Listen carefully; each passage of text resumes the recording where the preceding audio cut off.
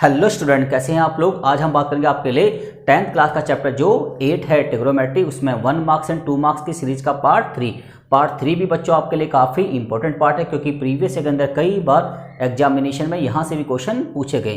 तो पार्ट 3 के अंदर हम बात करेंगे क्वेश्चन नंबर 15 से लेकर क्वेश्चन नंबर 20 तक। इससे पहले के जो 14 क्वेश्चन है वो मैं 2 पार्ट में क्या कर चुका हूँ, कवर अप कर चुका हूँ। उनका लिंक आपको डिस्क्रिप्शन में मिल जाएगा, आप वहाँ से भी वीडियो को देख सकते हैं। अब देखिए बात करते हैं क्वेश्चन नंबर 15 की। क्वेश्चन नंबर 15 क्या है, sine a minus B equal to 1/2 and cos a plus B equal to 1/2, then the value of a and b। अब ध्यान से देखिए बच्चों, जैसा कि मैं आपको प्रीवियस क्लास में बता चुका हूं कि साइन कॉस टेन ट्रिग्नोमेट्री के 6 रेशियो में से किसी भी रेशियो के बाद जो कुछ भी आता है ना, ये क्या कहलाता है, उसका एंगल कंसीडर कहलाता है। ठीक है जी। अब ध्यान से देखिए बच्चों, तो क्वेश्चन क्या है आपका, साइन a माइनस बी। तो देखिए, तो sine a minus B equal to 1/2 है, तो हमें पता है ये क्या है, इसका एंगल है। तो साइन थीटा की वैल्यू 1/2 कब होती है, हमें ये देखना है। तो साइन थीटा की वैल्यू 1/2 कब होती है बच्चों, 30 पे। तो हम इसको ऐसे लिख सकते हैं, sine a minus B equal to sine 30 degree, क्योंकि हमें पता है कि साइन की वैल्यू 1/2 कब होती है, 30 डिग्री पे। तो 1/2 को हम साइन 30 लिख सकते हैं, क्योंकि साइन 30 की वैल्यू 1/2 होती है। अब साइन से साइन कंपेयर हो गया, तो क्या बन गया, a minus B equal to 30 degree. ये आपकी बन गई फर्स्ट इक्वेशन। ठीक है जी। Similarly cos a plus B कितना है आपका, 1/2 है। तो ध्यान से देखिए, तो cos a plus B equal to 1/2, तो हमें देखना है कि कॉस थीटा की वैल्यू 1/2 कब होती है। कॉस थीटा की वैल्यू 1/2 कब होती है, ध्यान से देखिए, ये रहा कॉस थीटा और इसकी वैल्यू 1/2 कब होती है, 60 पे। तो हम यहाँ लिख सकते हैं कॉस 60 डिग्री। अब कॉस से कॉस कंपेयर हो गया, तो क्या बचा आपका, a plus B equal to 60 degree. अब इन दोनों इक्वेशन को हम कंपेयर करके क्या निकाल लेंगे, a और b फाइंड कर लेंगे। अब ध्यान से देखिए, a minus B equal to 30 degree and a plus B equal to 60 degree. अगर हम ऐड कर लें, इन दोनों इक्वेशन क्या कर लें, ऐड कर लेते हैं, तो माइनस बी प्लस बी क्या हो गए, कैंसिल हो गए।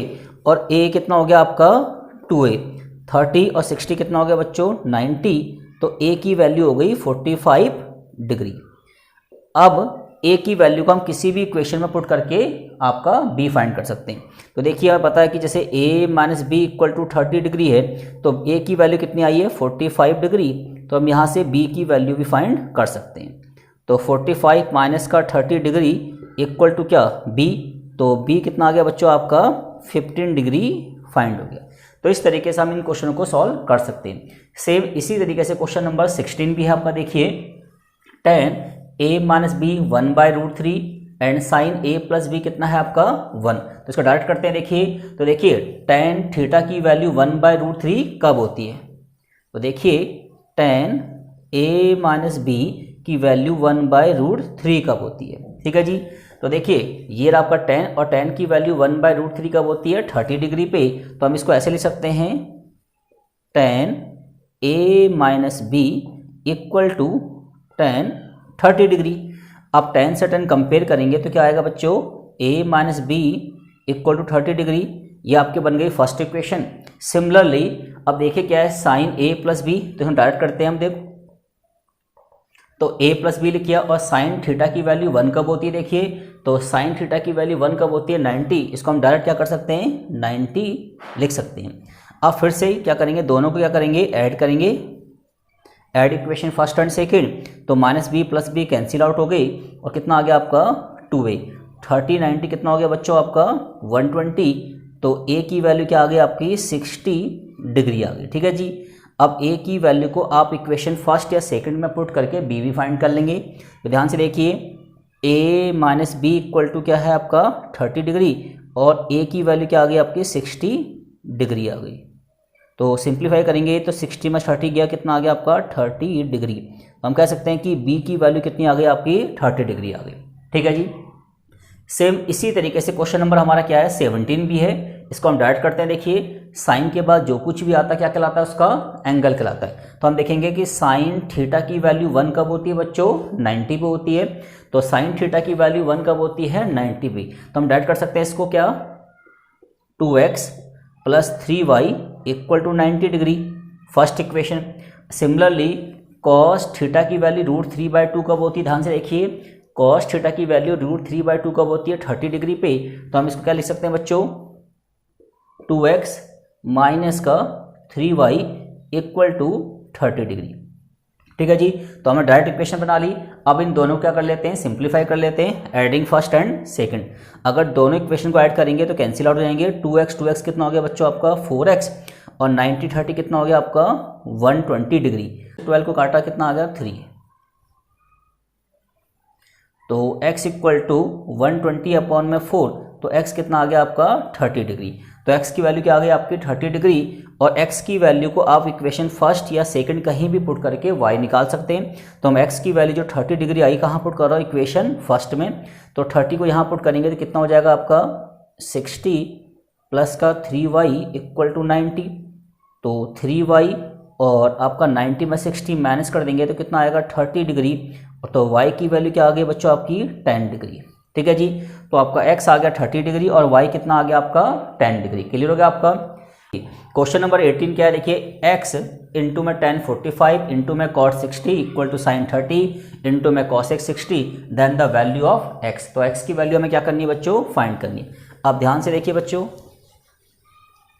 तो देखिए x तो x है, tan 45 की वैल्यू कितनी होती है बच्चों 1, इंटू में cot 60, cot देखिए क्या रहा, ये cot 60 की वैल्यू क्या होती है बच्चों 1/√3। ठीक है जी, ध्यान से देखिए। आगे देखिए इक्वल टू में sin 30, sin 30 कितना होता है बच्चों 1/2, इंटू में क्या है cosec 60, ये आपका cosec, और cosec 60 की वैल्यू क्या होती है बच्चों 2/√3, तो 2/√3। ठीक है जी, अब ध्यान से देखिए, √3 से √3 कैंसिल हो गया, 2 से 2 कैंसिल हो गया, तो यहाँ बचा आपका x इक्वल टू 1। तो x की वैल्यू क्या आ गई बच्चों आपकी 1 आ गई। ठीक है जी, अब बात करते हैं क्वेश्चन नंबर आपकी 19 की। क्वेश्चन नंबर 19 क्या है देखिए, sine theta equal to cos theta then the value of cosec theta.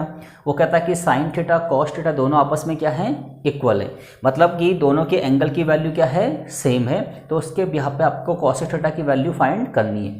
तो हमें ये देखना पड़ेगा कि जो साइन थीटा है और कॉस थीटा ये दोनों कहाँ पे सेम होते हैं। तो ध्यान से देखिए बच्चों, साइन और कॉस की वैल्यू कहाँ पे सेम होती है, देखिए 45 पे, क्योंकि साइन 45 भी 1/√2 और कॉस 45 भी 1/√2। तो हम कह सकते हैं कि if sine theta equal to cos theta then theta equal to कितना हो जाएगा 45। तो थीटा की वैल्यू 45 आ गई, और हमें क्या फाइंड करना है बच्चों, कॉसेक थीटा। ठीक है जी, तो हम लिख सकते हैं कि कॉसेक 45 की वैल्यू हमें फाइंड करनी है, क्योंकि यहाँ पे जो थीटा है ना वो किसको कंसीडर कर रहा है 45 को। अब कॉसेक 45 कितना होता है, देखिए ये रहा कॉसेक आपका, और कॉसेक 45 की वैल्यू क्या होती है बच्चों आपकी √2 होती है। यहाँ आ जाएगा आपका √2, तो आपका फाइनल आंसर आ गया।